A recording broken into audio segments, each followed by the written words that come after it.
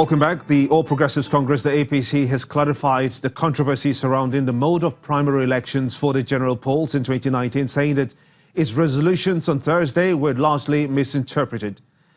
It said that primary elections into all elective offices shall be by direct and indirect primaries and shall, however, depend on the peculiarity and need of a given state.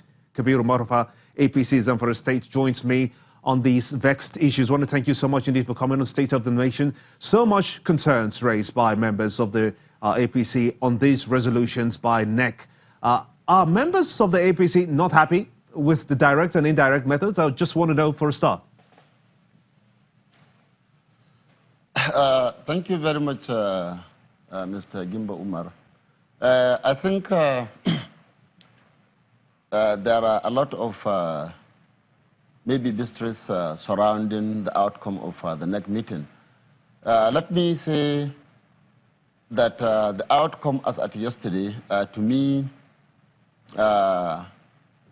was a very big relief in the sense that, one, it vindicates some of us that the congresses that took place of the APC were nothing but mere charade. Two, it vindicated us in the sense that the party itself, or the NEC yesterday, what they did was to pass a vote of no confidence on the congresses that took place 2-3 months ago. I say this because,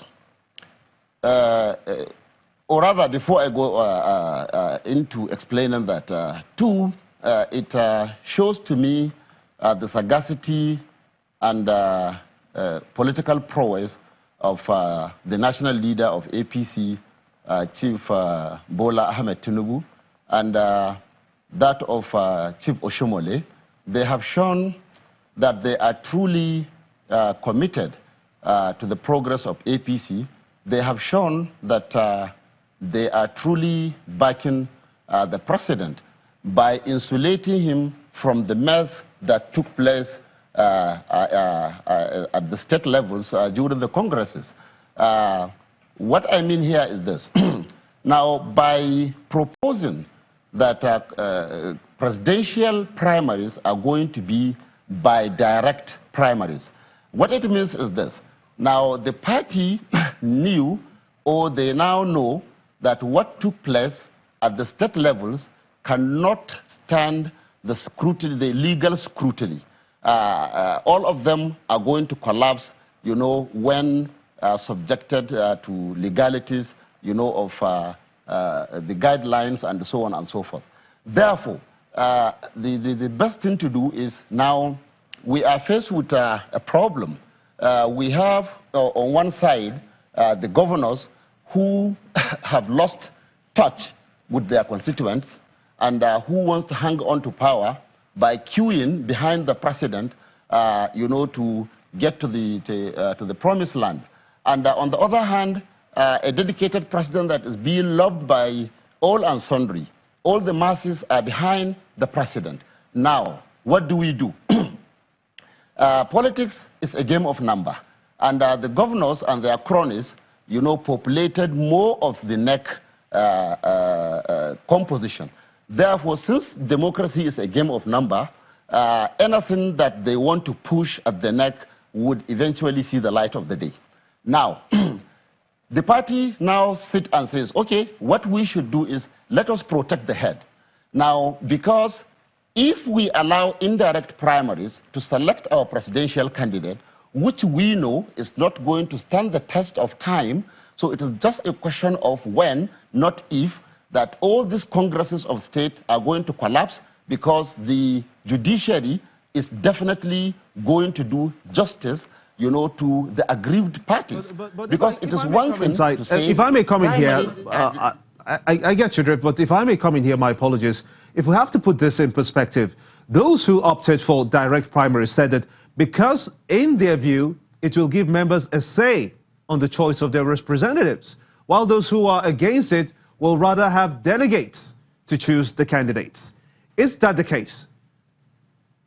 That's what I'm saying.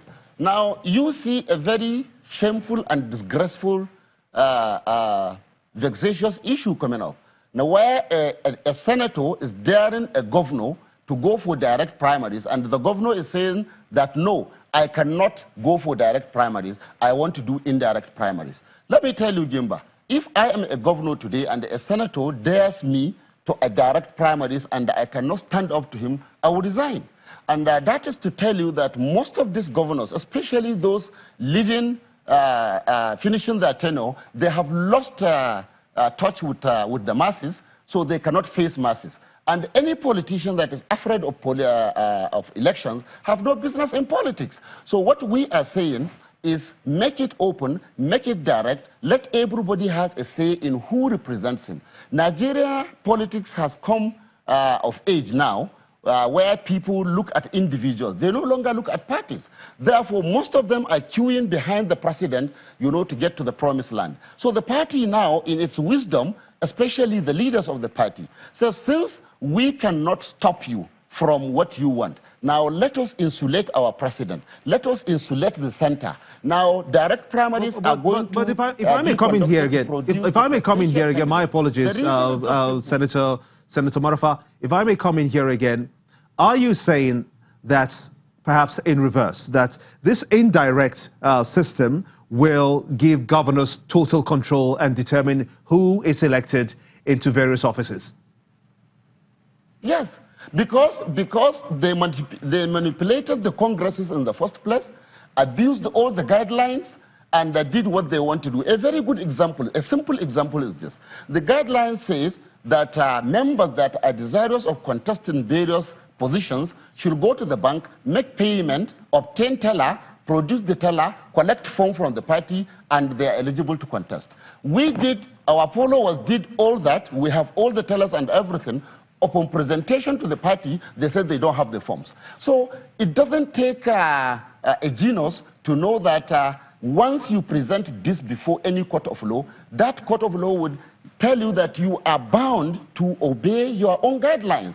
You produce these guidelines, therefore you must be able to obey them. Most of the people you see emerge didn't fill these forms. The forms were allocated to them from the center, and in total disregard of what the guideline says. So we have genuine cases against them, and we are in court to challenge them, and the party knows, having now taken over the mantle of leadership, they went through the documents, and they found out that what the last NWC did was a total sham, and it cannot stand. Senator Marafa, if I may come in here again, my apologies, I'm just trying to get as many questions as possible across to you, because is this situation likely one that can cause that level of disenfranchisement, perhaps, to see more APC members defect?